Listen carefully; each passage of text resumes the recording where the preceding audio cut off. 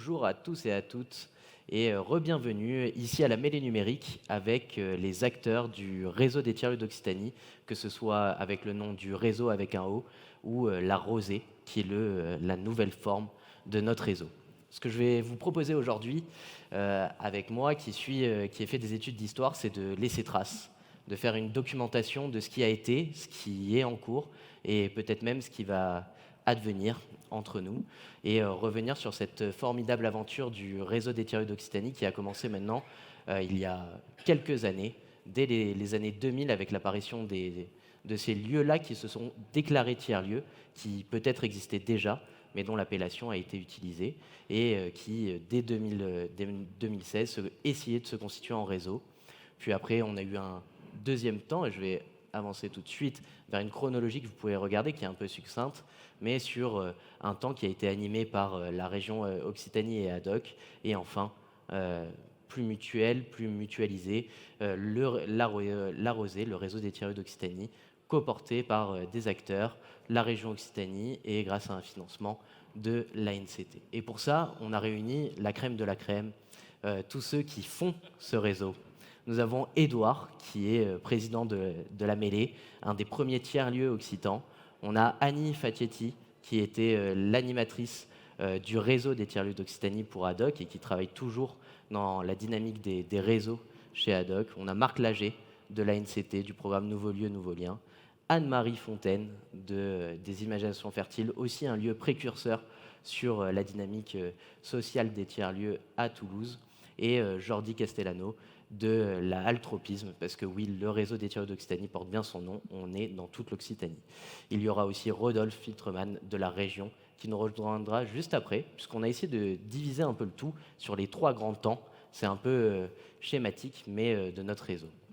Et pour ça, je vais demander tout de suite à Édouard de revenir avec nous un peu sur une époque assez lointaine, avec tout ce qu'on a fait, sur les premiers pas des tiers-lieux en Occitanie et pourquoi pas de la commission télétravail qui était un peu à l'initiative de notre réseau. Merci.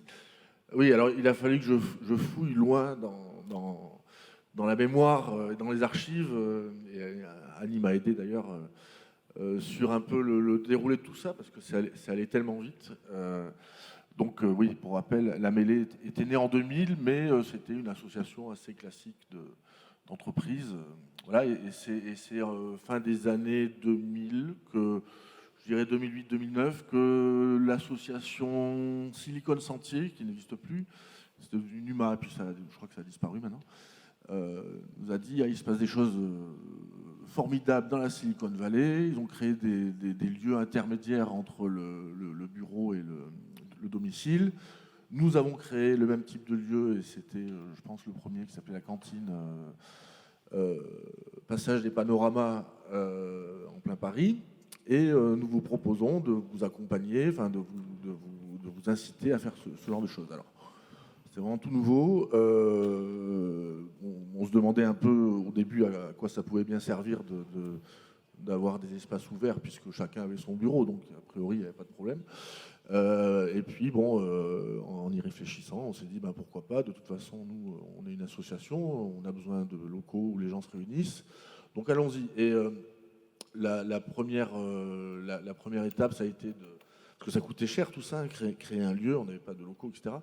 Voilà, d'aller voir les institutionnels, et les institutionnels eux-mêmes, quand on ne leur a pas démontré que les choses fonctionnent, ils sont toujours un peu timides. Ils ont dit on vous suivra, mais prouvez-nous que ça marche. Donc on a ouvert un premier tiers-lieu grâce à un de nos adhérents qui nous a dit tiens, j'ai un appartement au centre-ville qui est assez ouvert, sympathique, une espèce de loft. Et donc on s'est retrouvés. On l'a ouvert, cette cantine de préfiguration, fin 2010,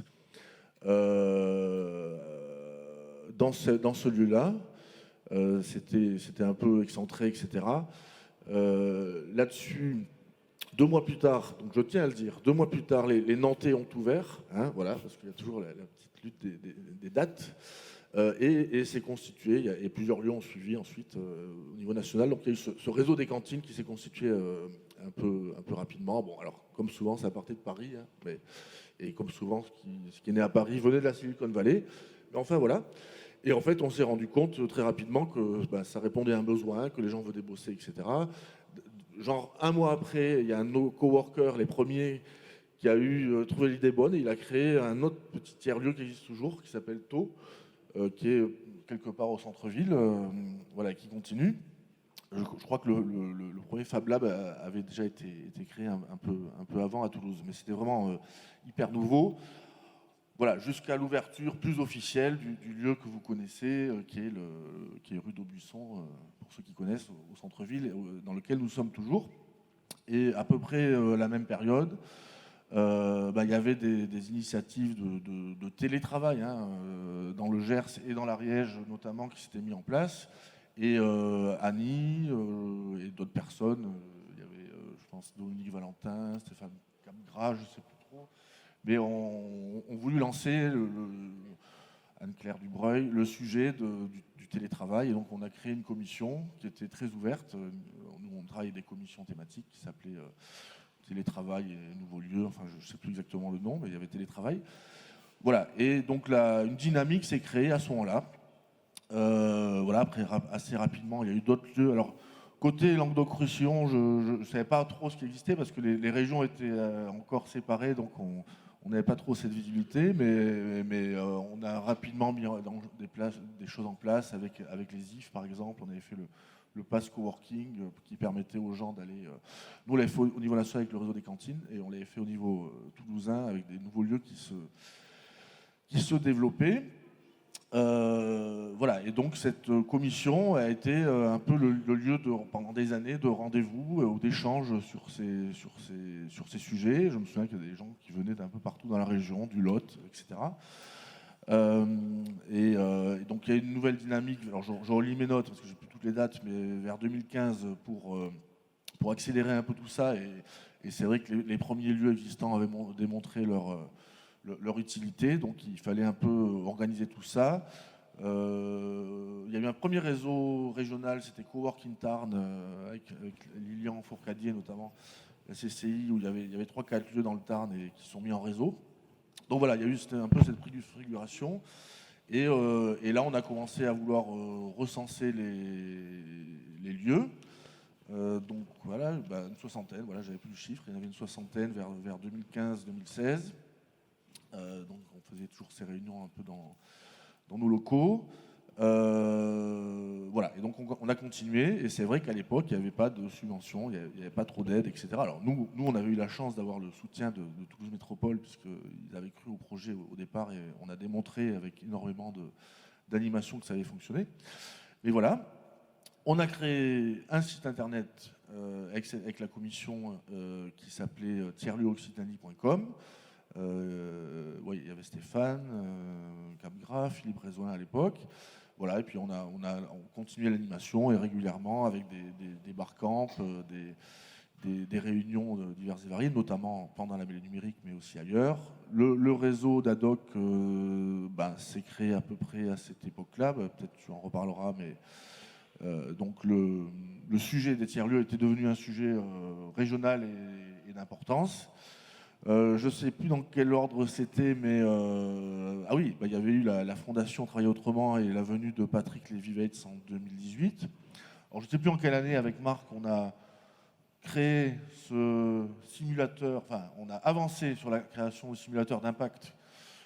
Pour des raisons de changement de gouvernement, on n'est pas allé au bout, mais on avait bien avancé. Et finalement, un de nos partenaires, Citica, a lui poursuivi et mis en place le simulateur qui est aujourd'hui utilisé, je crois qu'on en parle cet après-midi avec Action Logement, et qui est un outil hyper utile pour savoir où mettre en place un peu tous ces lieux, parce que il y en a beaucoup. Voilà, on avait lancé, pareil, on avait fait un appel à manifestation d'intérêt, on avait réussi à réunir un peu tout le monde autour de ça, de manière à nourrir la réflexion régionale. Et puis, le reste de l'histoire, on va le raconter voilà, juste après.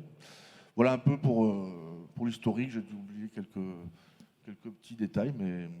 Non, mais c'était bien résumé, merci beaucoup. Mais Edouard. c'est passé très vite, voilà, en 10 ans, et on est passé de 2-3 lieux à, je sais pas, 200, je crois. Ou peut-être un peu plus. Après, il Peut-être faudrait même plus. voir Voilà. qui est déclaré, qui se considère comme tiers-lieu, qui fait tiers-lieu, etc. Mais il y a beaucoup de lieux. Ah si, une anecdote quand même. Je parlais de ex-Languedoc-Roussillon. Je crois qu'en 2013-2014, les cantines commençaient à se faire connaître. Ben, il y a à l'époque, c'était Philippe Naoum qui gérait un cluster d'entreprises là-bas, je ne sais plus comment il s'appelait, et qui était venu nous voir. Alors on lui avait expliqué un peu comment ces lieux existaient, l'état d'esprit, etc. Et donc nous, on labellisait à l'époque avec tous les partenaires nationaux les cantines, et malheureusement, on n'avait pas pu labelliser parce qu'ils étaient trop cluster économique et pas assez ouverts vers d'autres, vers les makers, vers le grand public, etc. Parce qu'il était un peu la condition de ces lieux qui devaient être ouverts et pas que réservés à une certaine catégorie d'acteurs. Voilà. Bah, Donc merci je beaucoup, le regrettais à Edouard. l'époque parce que je les aimais bien, mais ils n'ont pas été labellisés. Bah, merci beaucoup. On voit que déjà l'histoire du réseau, il a commencé il y a longtemps. J'aimerais vous souligner, et c'est une adresse que vous devez tous maintenant connaître, c'est tiers-lieu-occitanie.com, qui est un peu le marqueur. Malgré les formes qui changent, c'est toujours notre site web. C'est celui qui reste. C'est un nom de domaine, mais c'est plus que ça, c'est un symbole. Et à chaque étape, c'est une création. Là, c'était une création par les acteurs à travers la commission télétravail de la mêlée qui avait possédé ce nom de domaine et qui l'avait remis au commun. Et après, il avait été possédé par Haddock, et notamment par une personne qui compte énormément dans notre réseau, c'est Annie, qui a animé avec brio le réseau, qui a pu permettre la collégiale au travers des groupes de travail. Et c'est quelqu'un qui, par exemple, de mon côté, m'a formé à faire réseau. Mes premières incursions dans le réseau des tiers-lieux d'Occitanie, c'était en 2018 à Fab 14, qui était la rencontre mondiale des Fab Labs à Toulouse. Et on avait mangé des sushis juste à côté de Bodis. C'était trop bien. Et on avait échangé. Après, on était allé l'année d'après, ou c'était même la même année, on était à la mêlée numérique pour Action Logement, où tu m'avais dit, si, il faut que tu ailles voir qu'il y a d'autres formes de tiers-lieux, c'est pas que des espaces associatifs.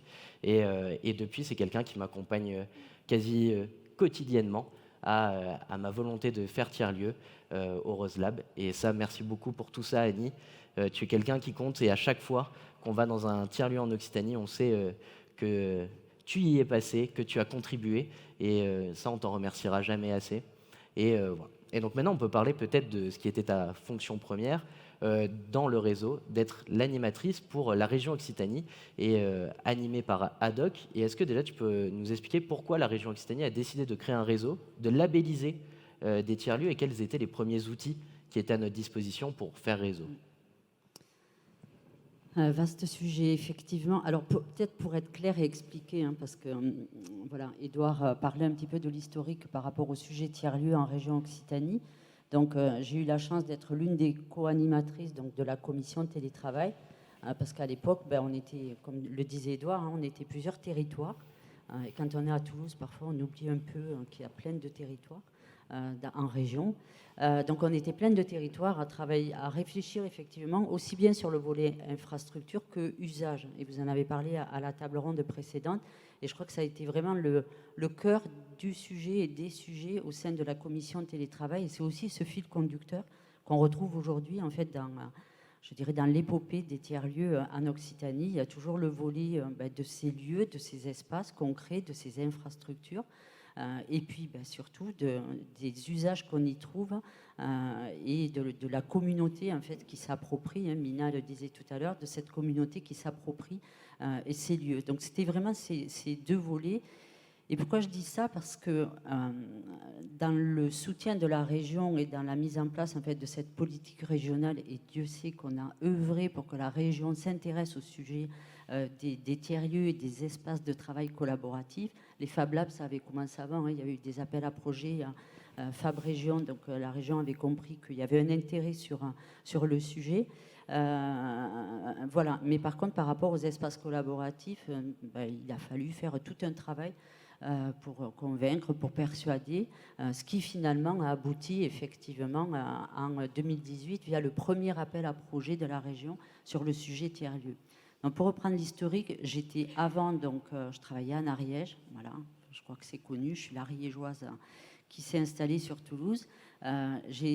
Avec tous les membres de la commission, il y a eu jusqu'à plus de 80 membres dans cette commission, on a tanné la région pendant pas mal de temps. On a contribué aux schémas régionaux de développement économique, on a envoyé des lettres, enfin, on a fait tout le bruit. Comme disait Édouard, on a fait des export camps, des réunions, bref, on a fait tout ce qu'on a pu faire à l'époque comme bruit. On était 80, donc ça a fini par porter ses fruits. Et la région a lancé en 2016, je pense fin 2016, début 2017, ce qu'on appelle un AMI, donc un appel à manifestation d'intérêt, qui a été vraiment la première pierre en fait du sujet tiers-lieu porté par la région, avec ensuite, on l'a vu, une vision et un projet politique par rapport au tiers-lieu. Et donc, entre-temps, moi j'ai changé de cantine, c'est le cas de le dire, et je travaille aujourd'hui pour l'Agence régionale de développement économique. Donc, il y a un moment où on dit à des élus, à des personnes, ben, ça serait bien que vous fassiez ça. Et en plus, on l'a écrit, puisque nous, sur l'AMI, on a fait une contribution collective qui a été signée par plus de 50 personnes. Et certains sont autour de cette table. Donc, on l'a signé, on l'a fait. On leur a dit, voilà ce qu'il faut faire. Voilà la bonne feuille de route sur le sujet des tiers-lieux en région Occitanie. Et puis, ben, il y a un jour où le boomerang m'est revenu en me disant, bon, ben, maintenant que tu nous as dit ce qu'il fallait faire, toi et les autres, et ben maintenant on a une feuille de route et puis c'est toi qui vas la mettre en œuvre. Donc je pensais jamais que l'histoire s'écrirait comme ça, mais voilà, la vie parfois réserve de belles surprises. Donc cet AMI qui a été fait en 2017, ben, la région a reçu plus de 150 contributions.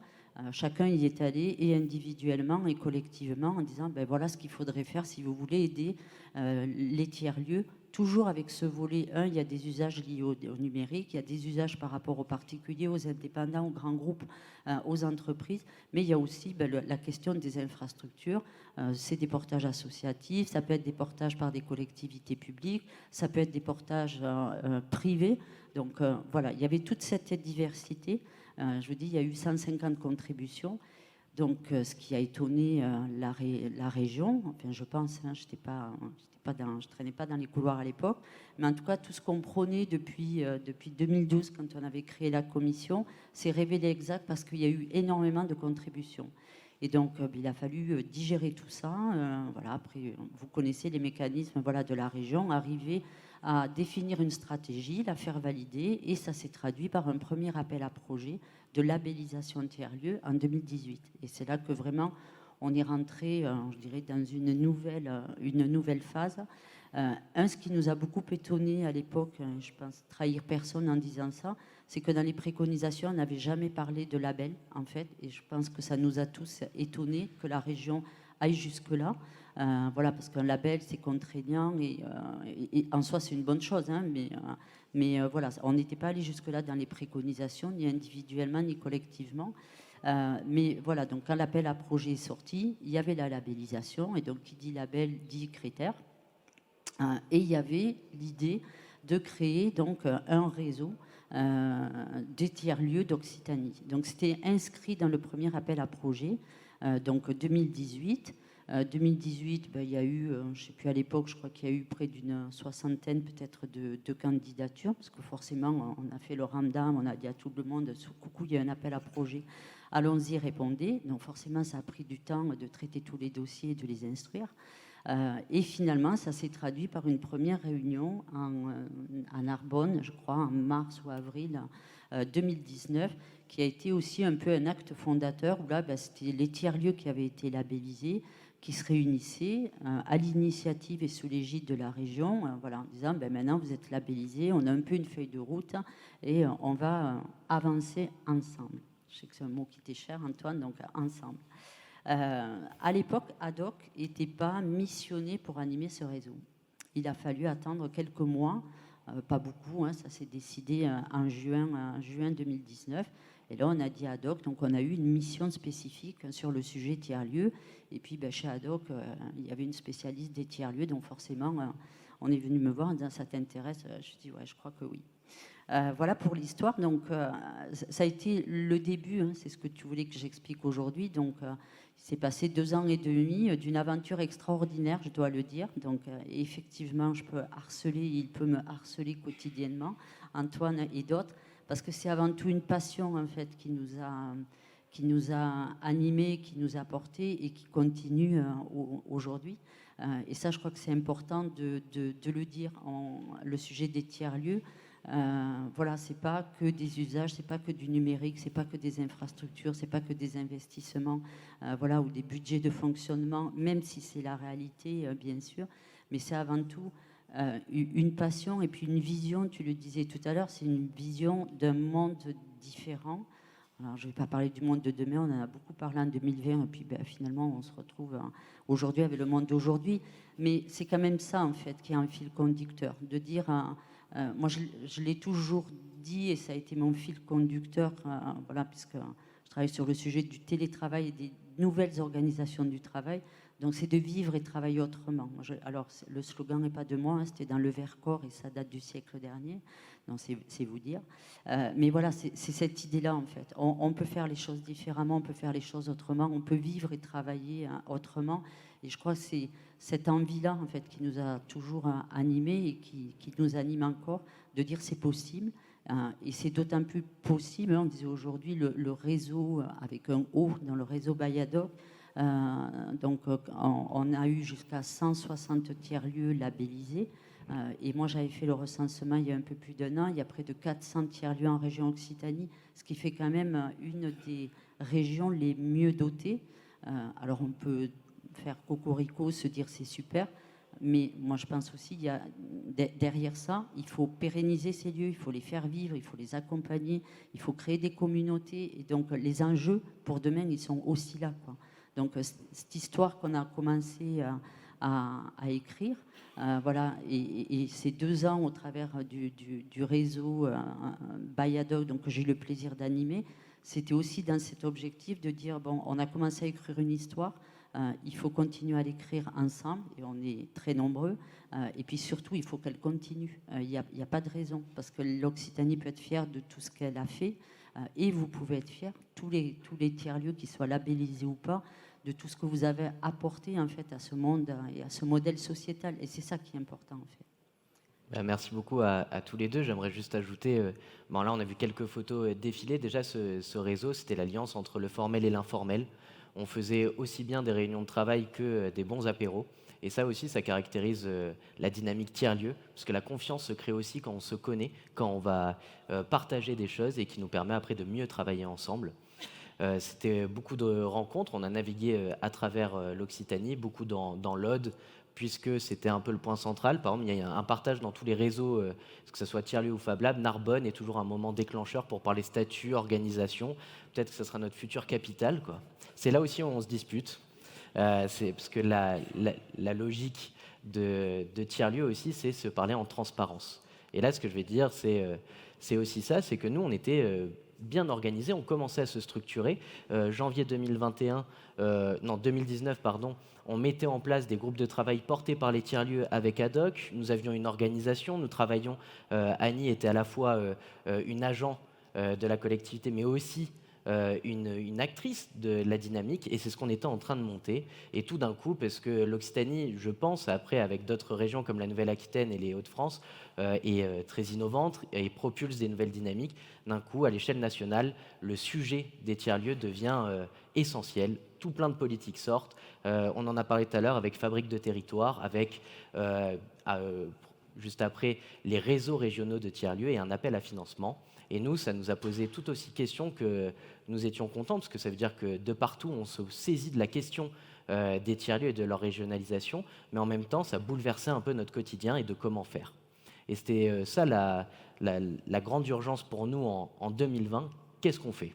On a à la fois un réseau qui est déjà bien impliqué, on nous demande de restructurer quelque chose qui change de tout au tout, et il a fallu concilier les choses, il a fallu innover, et comme tout tiers-lieu, on a fait ça en agilité, en prenant le faire ensemble, et on a réécrit une histoire, on a brisé des codes, on les a recréés, et ça on l'a fait avec les acteurs.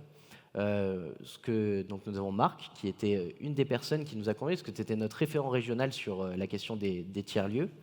Comment tu peux analyser pourquoi la NCT, et notamment avec quelqu'un qu'on a parlé, donc Patrick Lévivette, qui était et qui est toujours le président de France Tiers-Lieux, mais maintenant qui s'appelle l'Association nationale des tiers-lieux. France Tiers-Lieux est devenu le GIP, groupement d'intérêt public.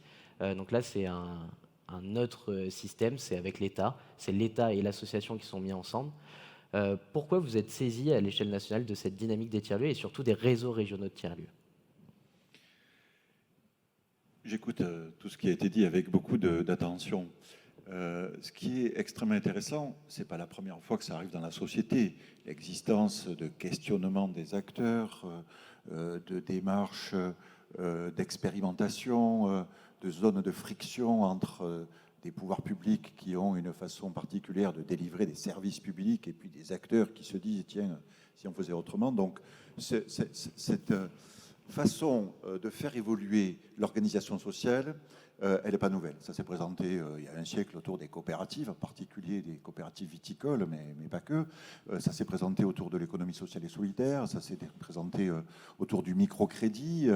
Le microcrédit, quand ça démarre il y a 25 ans, il y a beaucoup de gens qui disent mais halte là, vous êtes fous, on ne va pas prêter de l'argent à des gens qui ne sont pas solvables. Alors qu'on voyait que ça marchait dans le monde entier. Donc on a, avec les tiers-lieux, quelque chose qui est, on va dire, du même acabit, qui relève du même essentiel de la construction d'une société par les gens qui l'habitent. Et ça n'a pas été facile non plus au niveau national. J'ai entendu dans certaines administrations des gens dire « arrêtez avec le télétravail, ça ne va jamais marcher ». Bon, donc il y a une mue qui s'organise avec des façons de voir différentes, des différents ministères ou des différents ministres successifs.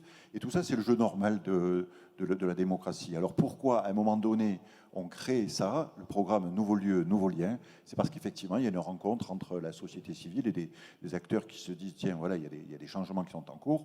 Il y a un rapport remis par Patrick Lévy-Weitz, président de Travailler autrement, au ministre du Logement et de la Ville, Julien de Normandie, en septembre 2018. Et là, on comprend qu'effectivement, enfin, tout le monde comprend à tous les niveaux qu'il y a des enjeux, il y a des façons de faire et il y a des avancées territoriales qu'on ne peut plus ignorer. Je ne veux pas être trop long, mais cette histoire-là, il faut aussi la considérer par rapport au droit. Dans cette énorme adaptation qui a été mise en place en 1982, c'est les lois de décentralisation, les lois de fer, le premier train de loi, on reconnaît aux collectivités territoriales un pouvoir d'agir beaucoup plus important que par le passé. Et on inscrit ça dans la Constitution. Ça signifie qu'on n'est pas à un changement mineur.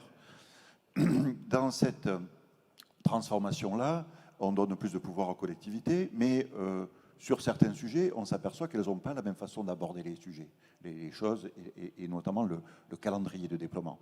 Donc, en 2018, eh bien, on voit que sur Nouvelle-Aquitaine, on a déjà une coopérative qui existe, 150 tiers-lieux qui sont en réseau. Sur les Hauts-de-France, et notamment sur l'impulsion de la région à ce moment-là, on a des travaux très intéressants, notamment autour des communs ou sur la façon de créer des tiers-lieux avec des méthodologies qui sont reconnues au niveau national. On a l'Occitanie qui, vous venez de l'expliquer, s'est retroussé les manches de façon phénoménale et a très rapidement mis en place les choses. On voit des prémices sur le Grand Est et sur Centre-Val de Loire. Ailleurs, il n'y a pas de sujet régional, il n'y a pas d'enjeu politique. Donc, le programme Nouveaux lieux, nouveaux liens permet à l'ensemble des collectivités qui, après la décentralisation, sont, et pourquoi pas, sur ces enjeux, chacune avec leur façon de voir les choses, mais les tiers-lieux, c'est un enjeu pour la commune, pour l'intercommunalité, pour le département, pour la région, pour l'État et pour l'Europe. Tous les niveaux de l'administration publique sont concernés. Donc là, nouveaux lieux, nouveaux liens, on met de l'argent, on en met au départ 45 millions d'euros, on monte à 130 millions d'euros avec la politique de la relance, parce que là, on s'aperçoit bien que les tiers-lieux ont des choses à apporter face aux difficultés. Et si l'idée de faire ensemble pour mieux vivre ensemble a permis de révéler la nécessité d'un tiers-lieu, le programme Nouveaux lieux, nouveaux liens a permis de voir que cette réalité, elle apparaissait de façon très différenciée selon les territoires. Voilà, donc nous avons, avec 300 fabriques de territoire, mis en place un élément correcteur. D'abord sur des équilibres ville-campagne. Ce sont des déséquilibres historiques en France. Les métropoles avaient déjà, notamment le Grand Lyon, Paris bien sûr, Bordeaux, des tiers-lieux emblématiques et une vraie démarche. Il y a de l'ingénierie collective, il y a un marché, il y a des gens qui payent des services. Par contre, sur tous les secteurs ruraux, il n'y a rien. Donc on a mis beaucoup de tiers-lieux sur les secteurs ruraux, y compris en Ariège, où tu avais déjà pas mal travaillé. Évidemment, on a mis en place aussi des corrections sur les régions qui n'en avaient pas, et notamment les régions outre-mer, mais aussi les régions très rurales, hein, Bourgogne-Franche-Comté par exemple, où on a eu un départ assez caractérisé, mais un peu tardif. Voilà ce que, au niveau national, et en concertation toujours étroite avec les régions, ce qui a pu être mis en place. Pour conclure, et le cas échéant, si encore du temps, je peux répondre à d'autres questions, on a vraiment essayé de s'impliquer au-delà de la labellisation de certains lieux sur la façon de les soutenir dans la durée. 3 ans, c'est, on va dire, un pied à l'étrier, c'est une façon de soutenir un effort initial. Comme d'habitude, c'est aux collectivités, aux territoires et aux acteurs privés de reprendre la balle au bond. Mais nous avons essayé de poursuivre l'effort en mettant des éléments de contenu, notamment sur la formation, donc avec cet appel à projet national doté de 50 millions d'euros qui viennent du Haut Commissariat aux compétences. Eh bien, les tiers-lieux vont pouvoir devenir des outils et des centres de formation avec une réponse à l'appel à projet qui est lancé. Et puis, cette question des réseaux. Donc, on a mobilisé 1 500 000 l'année dernière et 1 500 000 euros cette année pour soutenir des réseaux dans chacune des régions françaises, en partant de zéro là où il n'y en avait pas, notamment en Outre-mer, et en renforçant l'existant, comme c'est le cas en Occitanie. Alors évidemment, cette question des réseaux, elle est fondamentale parce qu'elle permet de consolider des expériences, elle permet de partager des visions, et puis surtout, elle permet de mutualiser des forces et de mettre en œuvre ce qui, à notre sens, constitue un des enjeux essentiels pour la réussite du programme au niveau national, c'est la création de communs. Tu en as parlé un petit peu. Comment on investit collectivement? Comment, alors que le tiers-lieu, c'est dans l'économie de proximité quelque chose qui a disparu de la société, puisque tout s'est centralisé sur le plan urbain, sur le plan financier, sur le plan industriel, on n'a que des grosses unités.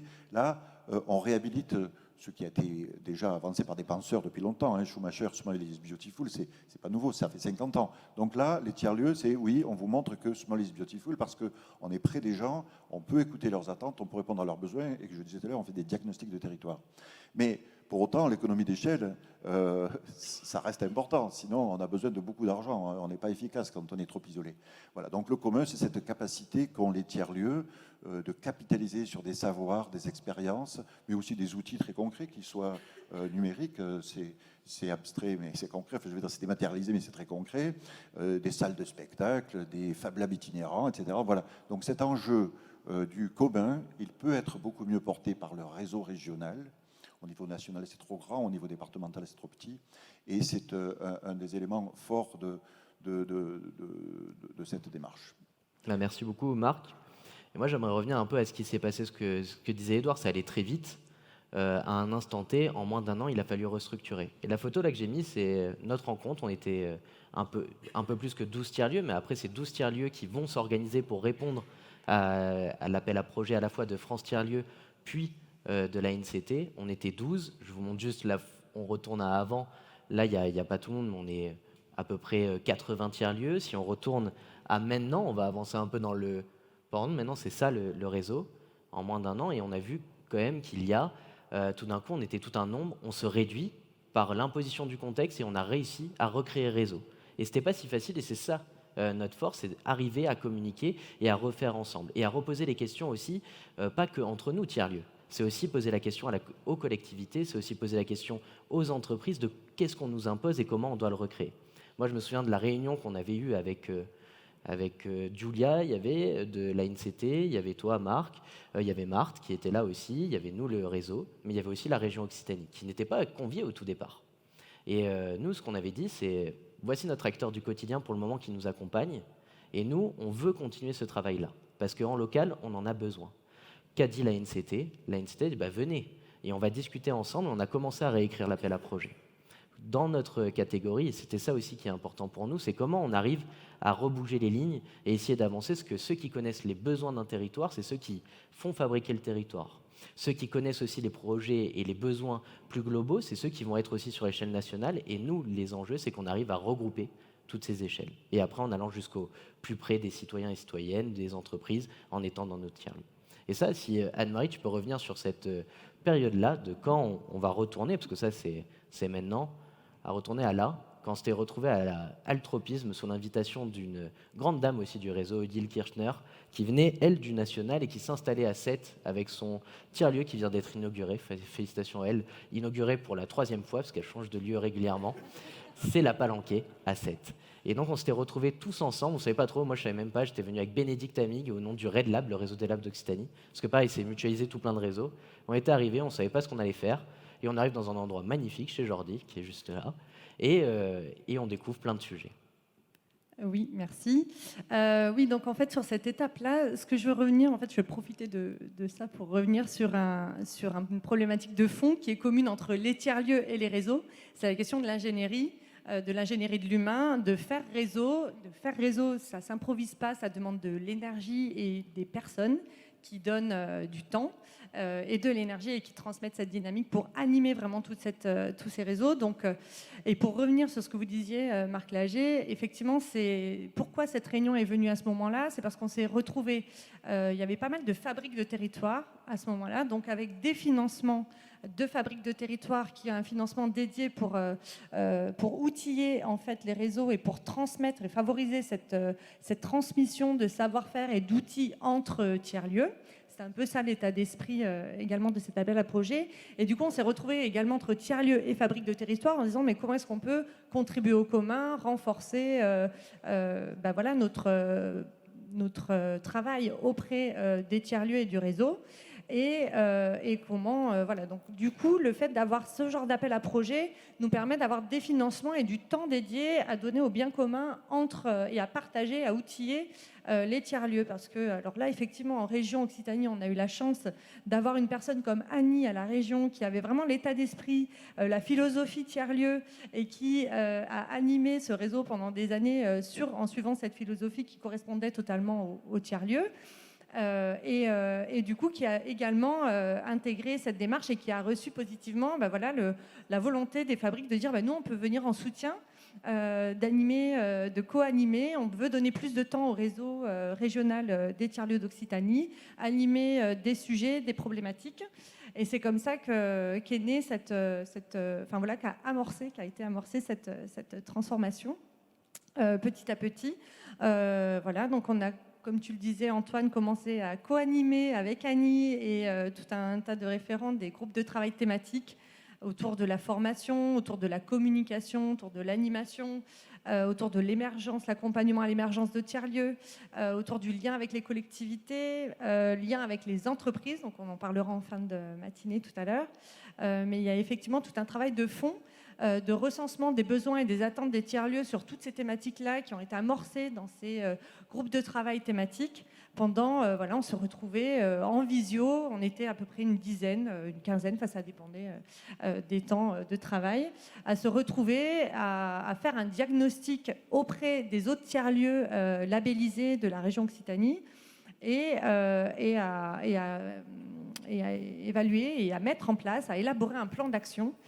Donc, par exemple, avec le groupe formation et le groupe émergence, on a émis un questionnaire de recensement de quelle était l'offre déjà existante dans les tiers-lieux en termes de formation et en termes d'accompagnement à l'émergence. Il y avait déjà pas mal de choses qui se faisaient, mais on ne connaissait pas tout. Ça manquait de lisibilité, de communication. Il y a également le groupe communication et animation qui a animé des temps d'échange autour de comment est-ce qu'on anime un tiers-lieu. Il y a également le bruit dans les tiers-lieux qui a été réalisé, une vidéo magnifique sur le réseau de tiers-lieux qui a été tournée à Carcassonne. Voilà, donc il y a plein de choses très concrètes et les tiers-lieux ont commencé également à peut-être un peu plus s'approprier, à devenir un peu plus acteurs de ce réseau-là, à donner de leur temps, de l'énergie aux côtés d'Annie, en plus des deux grandes rencontres annuelles du réseau Occitanie qui se faisaient régulièrement.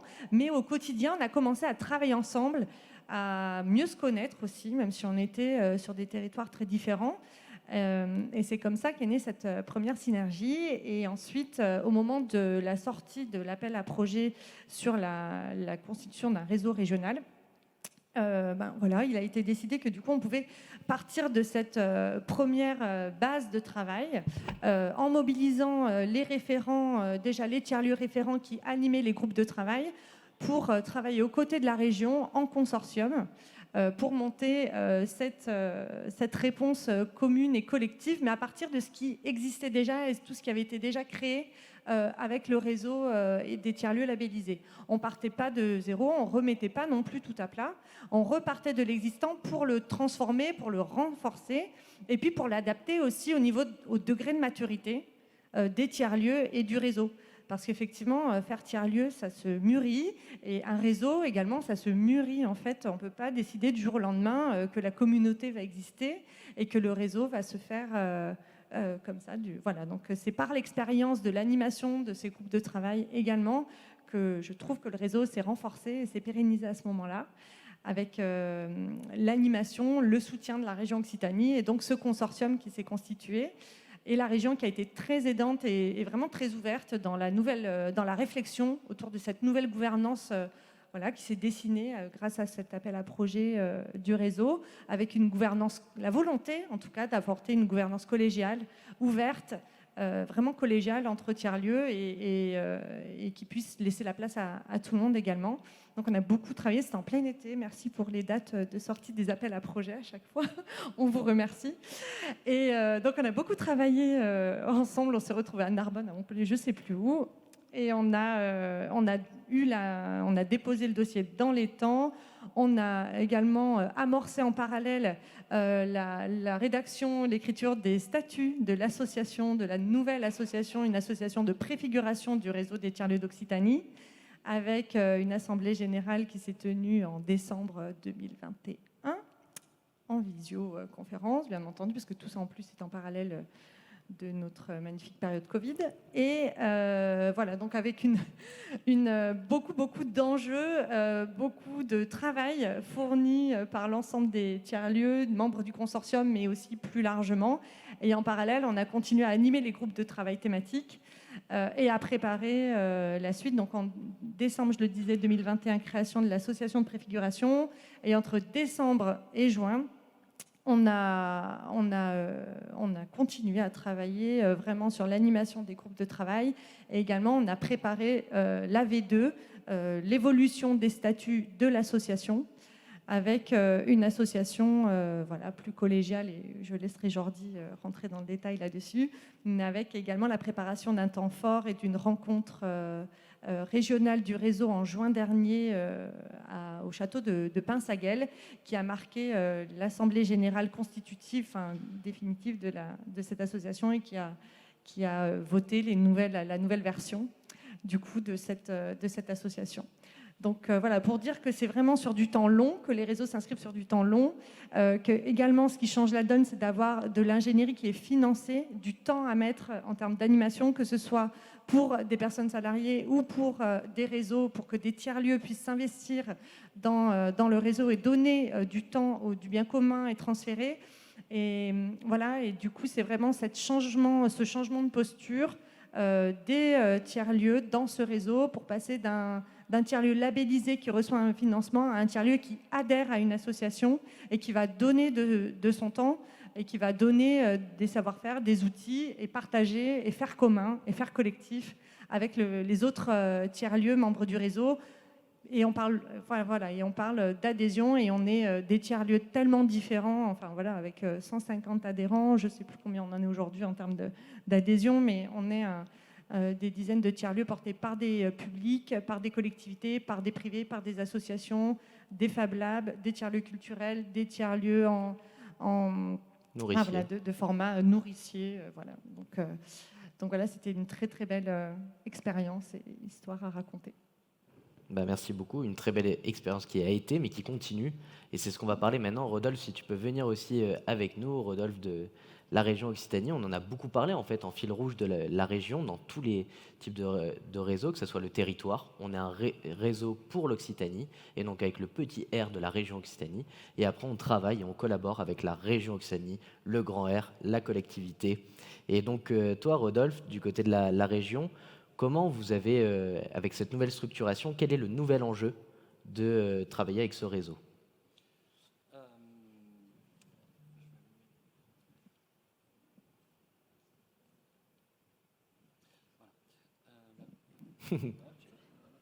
Allô? Voilà. Merci. Bonjour à tous, merci Antoine. Effectivement, je fais un tout petit retour en arrière sur ce que tu as dit, effectivement. Pour nous, les tiers-lieux, ça fait vraiment partie des acteurs qui répondent aux objectifs du Pacte vert. On s'en rendait peut-être moins compte il y a 3-4 ans, et aujourd'hui, par exemple, on voit que la crise énergétique, que réduire les trajets pendulaires entre le domicile et le travail, c'est très important. On a vu en période de pandémie que, effectivement, avoir des endroits pour travailler aussi hors de la maison, où c'était aussi très important. Les tiers-lieux répondent aussi à des enjeux d'alimentation locale, etc. Donc il y a beaucoup de sujets sur lesquels vous êtes et pour lesquels la région est investie aussi. Donc ça faisait vraiment sens pour nous. Quand l'appel à projet est arrivé de l'ANCT, on s'est dit... On a essayé de trouver une formule pour pas que laisser tomber le travail qui avait été fait par Annie et par vous. Et je crois que quand on vous a rencontré au début sur les groupes de travail, on a vu que ça marchait tellement bien. Et on est vraiment très heureux d'avoir fait consortium avec vous pour pouvoir répondre à cet appel à projet. Donc merci pour la rosée aussi. La région, alors c'est vrai que ça nous pose question aussi parce que on vous avait comme interlocuteur souvent quand vous répondiez aux appels à projets pour des demandes de subventions. C'est vrai, il y avait eu l'appel à projet Fab Lab, il y avait eu l'appel à projet pour l'espace numérique, il y avait eu l'appel à projet qu'on avait fait en commun avec la direction de l'économie, la direction de l'aménagement et de l'immobilier, pour vous aider à la fois sur le fonctionnement et sur l'investissement. Ces appels à projets aujourd'hui sont terminés, mais il en reste encore un. Avec la direction de la formation, vous pouvez répondre encore jusqu'au mois de mars à Défioc. Donc si vous souhaitez promouvoir et trouver d'autres formules et des partenariats de formation dans les tiers-lieux, n'hésitez pas. Et aujourd'hui, donc on se pose la question de se dire, est-ce que l'appel à projet c'est encore pertinent ? On rate des projets qui ne peuvent pas répondre à temps. Il y en a qui se dépêchent de répondre, ils ne sont pas encore mûrs.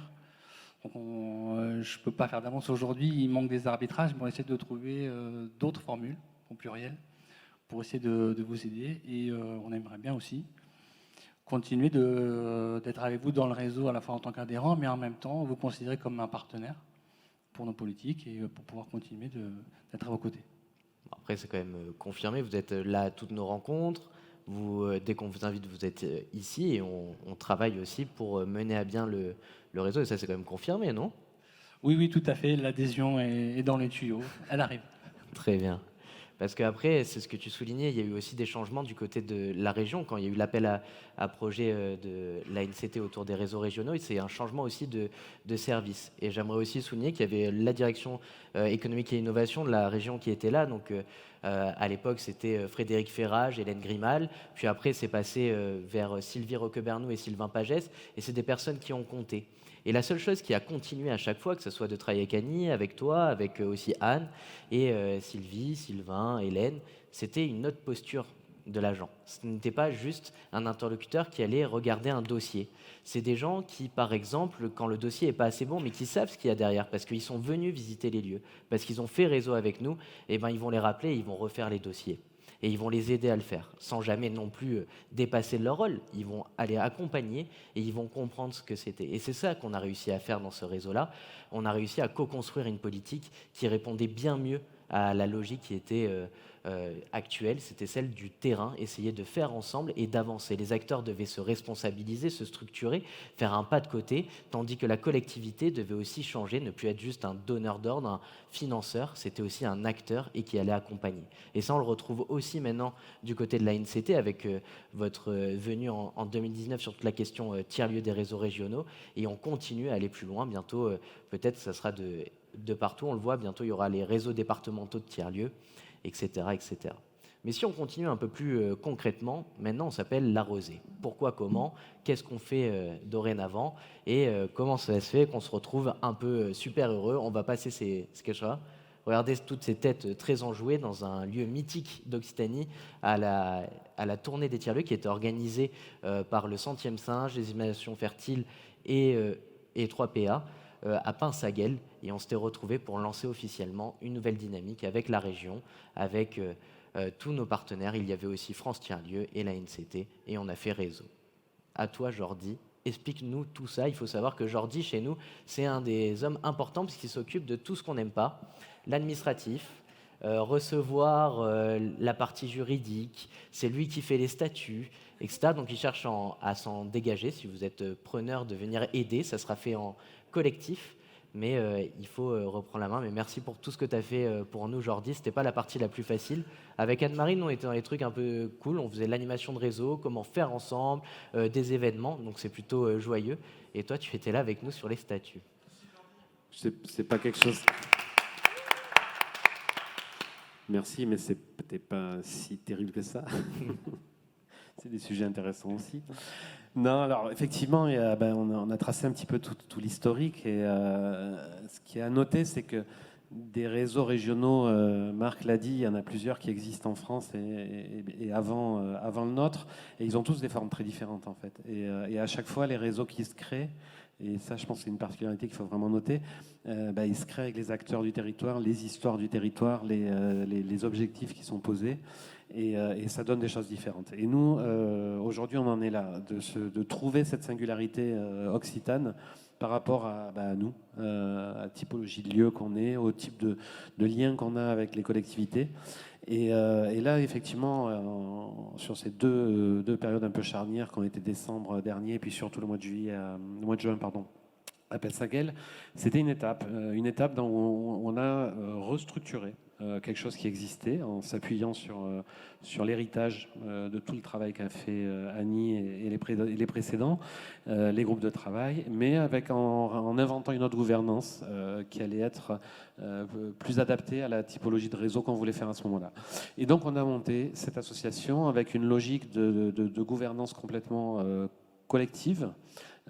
Pourquoi collective? Alors quand on dit collective, ça veut dire que très pragmatiquement, il n'y a personne qui a une présidence, il n'y a pas un secrétaire, un trésorier comme dans les formes habituelles d'association. Pourquoi? Parce que une des volontés qui nous habite, je pense un peu tous dans le réseau, c'est que le réseau doit en aucun cas être un lieu de pouvoir. C'est un lieu de faire ensemble. Ce qui est important, c'est que ceux qui orientent le réseau et l'amènent à des endroits, soit ceux qui y contribuent, qui font des choses dedans. Donc on a essayé d'inventer une gouvernance qui était avant tout construite sur les groupes de travail. Notre système, il est vraiment centré, pensé sur cette notion de groupe de travail, sans qui il n'y aurait rien. Et c'est dans ces groupes qu'il y a des choses concrètes qui se font. C'est dans ces groupes qu'on ambitionne de créer des communs, de les partager. Et l'implication dans le réseau passe forcément par une implication dans les groupes de travail. Donc ça, c'était le premier élément très, très important. Ensuite, on a fermé, enfin, on n'a pas fermé les portes, quoi. Le réseau, il va pouvoir évoluer dans plein de sens. On a affirmé certaines choses qui sont assez importantes pour nous, comme ça a été rapidement évoqué, mais le fait qu'il fallait qu'on s'appuie sur les ressources qu'on a dans nos tiers-lieux. Donc c'est aussi bien les équipes qui gèrent des tiers-lieux que les résidents de ces tiers-lieux, parce qu'on a une foule de compétences hallucinantes dans tout ça. Donc créer des communs, oui, mais appuyons-nous sur ces compétences-là pour le faire. Inutile d'aller chercher des compétences ailleurs ou de créer une équipe salariée qui va générer ces compétences. L'idée, c'est vraiment de s'appuyer sur les lieux et de s'appuyer dessus de façon professionnelle, c'est-à-dire donner du temps, des ressources aux lieux pour créer ces communs. On a une vision très pragmatique du réseau. Le temps est compté, hein. Tous les gens qui travaillent dans des tiers-lieux le savent, c'est très chronophage, et libérer du temps pour animer un réseau, pour apporter un réseau, c'est pas facile. Donc il faut que ce temps il soit optimisé et qu'à partir du moment où on amène quelque chose au réseau, ce soit quelque chose qui va servir, qui va tout de suite pouvoir être transcrit sur du terrain, qui va répondre à des besoins. Donc ça c'est un élément qui a vraiment été un moteur important. Voilà, bon, on pourrait dire encore plein de choses. Il y a une chose que j'aurais voulu dire sur par rapport à là où on en est, sur les enjeux, sur les étapes qui nous attendent dans les mois et années qui viennent, on doit continuer la structuration. À partir de la semaine prochaine, on accueille les 2 premiers salariés du réseau. Donc ça, c'est une étape clé quand même dans le développement. Alors comme je l'ai dit tout à l'heure, ce n'est pas les salariés qui vont créer des communs, mais par contre, ils vont être là pour animer le réseau, pour accompagner le réseau à créer ces communs. Et ça va être un vrai changement de vitesse dans le développement des activités. Et puis, le réseau, malgré l'histoire qu'on vient de décrire, il est quand même assez jeune. Et il y a un travail qu'il faut absolument qu'on fasse, c'est qu'on se questionne sur les fondements qui font réseau entre nous, sur ces valeurs qui nous ramènent tous là. Et ça, c'est un travail permanent qu'on commence à ouvrir, qui ne se fermera jamais, parce que de toute façon, il faudra toujours le réinterroger. Mais ça fait partie de nos enjeux dans les années à venir. Et pour finir, j'ai envie de dire que l'avenir du réseau de la Rosée, il est radieux, parce que pour moi, les tiers-lieux, ce n'est pas un modèle qui a une fin. Il n'y aura jamais trop de tiers-lieux sur nos territoires. Faire tiers-lieu, ça peut se faire partout. On l'a vu tout à l'heure sur la conférence d'ouverture. Vous avez un promoteur bailleur social qui fait tiers-lieu dans ses résidences d'habitation. Vous avez une métropole de Carcassonne qui fait, ou une agglo de Carcassonne qui fait tiers-lieu avec ses services métropolitains. Et ça, on va pouvoir le décliner de toutes les manières. En fait, c'est une façon de penser les territoires, les relations entre les gens. Et ce réseau, il a une vraie place là-dedans pour accompagner à cette transformation et pousser à ce qu'on pense ces organisations différemment. Donc, je pense qu'on n'est qu'au tout début de quelque chose qui peut vraiment prendre une ampleur bien plus grande, quoi. Merci beaucoup déjà à tous et à toutes d'avoir raconté l'histoire du réseau, devenu d'abord le réseau des tiers-lieux d'Occitanie, puis le réseau des tiers-lieux labellisés par la région Occitanie animé par ADOC, et maintenant la Rosée, le réseau des tiers-lieux d'Occitanie. Déjà, ce que je vous disais, l'adresse, elle n'a pas changé, c'est toujours tiers-lieux-occitanie.com, c'est quelque chose qu'on conserve, et à travers aussi les symboles qui peuvent être un marqueur, je pense aussi qu'il faut se souvenir aujourd'hui de 2 choses. La première, c'est que ce qu'on apprend dans un tiers-lieu, c'est le droit à l'erreur. Et c'est aussi savoir et reconnaître qu'on peut se tromper et que les réseaux aussi peuvent avoir des effets négatifs. Et il faut absolument en avoir conscience. Souvent, dans ces types de tables rondes, on n'en parle pas. On parle que du positif, on va avancer. Et il faut savoir que nous, dans le réseau, on s'est aussi trompé. On a aussi mis des gens sur le côté. On a aussi des fois du mal à regrouper tout le monde. Et ça, par contre, ce qui va nous changer, c'est qu'on va toujours en avoir conscience et on va essayer de s'améliorer en faisant ensemble. Et cette table ronde, ça marque aussi une première fin et aussi des choses qui ont été compliquées pour nous. Par exemple, on a perdu peut-être une des personnes les plus importantes de notre réseau qui a accepté de venir témoigner aujourd'hui, c'est Annie. Annie, elle a énormément donné pour nous et j'aimerais bien qu'on l'applaudisse pour tout ce qu'elle a pu faire et tout ce qu'elle continue à faire.